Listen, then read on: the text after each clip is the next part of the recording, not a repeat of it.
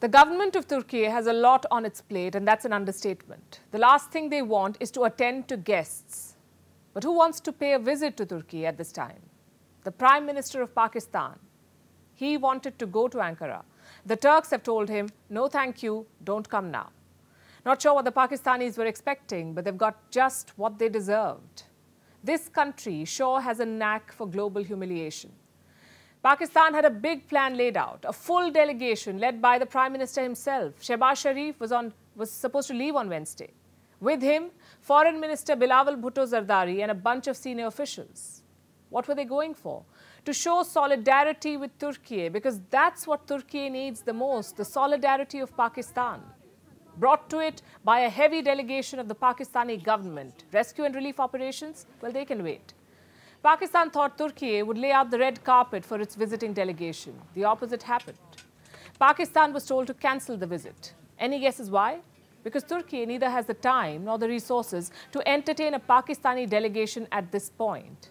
Again, why were these leaders going in the first place? They said they wanted to personally express condolences, to stand in solidarity with Turkey. It makes no sense whatsoever. What Erdogan's country needs right now is help, aid and resources, not a contingent of foreign dignitaries to entertain while its people remain stuck in the rubble. No wonder they asked the Pakistani Prime Minister to cancel his visit.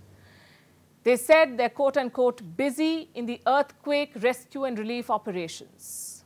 Well, that's quite a snub, and a public snub at that, from a country that has always sided with Pakistan. How is Pakistan taking it? They've seen enough snubs to get used to them. They're trying to save face. Express News cited sources in the Pakistani Foreign Ministry. And things get a bit funny here. Pakistan says Shehbaz Sharif's visit got cancelled due to, wait for it, bad weather. Pakistan says its Prime Minister would not be able to visit the affected areas. Why? Because his helicopter would not be able to fly during bad weather. Fair enough. What about the storm at home? Pakistan is collapsing without an earthquake. It is facing the worst economic crisis in its history, the worst since Pakistan was formed. A new report sheds light on their colossal mismanagement. This country has taken more than 20 loans from the International Monetary Fund. That's the highest number in the world. And guess what? None of the loans have been completed, according to this report, meaning the IMF never disbursed the full amount to Pakistan. Why? Because Pakistan has the distinguished track record of not fulfilling the IMF's conditions. They violate the terms each and every time, and the money stops. Then they ask for another loan. This country will sink if it doesn't get bailed out. So it keeps taking loans, not just from international agencies, but also from countries like China, Saudi Arabia, the UAE, perhaps even Turkey. Pakistan is desperate. Inflation stood at a 48-year high last year, more than 27%. The currency is depreciating, forex reserves are dwindling, power blackouts seem endless. So what if Turkey is struggling to cope with the impact of an earthquake?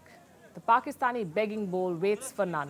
It sees no place in time. It's always there, waiting to be filled. And for Pakistan, the Turkish snub is very embarrassing, because this is one of the last countries that still takes Pakistan seriously, or it did until a few days back. But you see, brotherly ties have their limits too.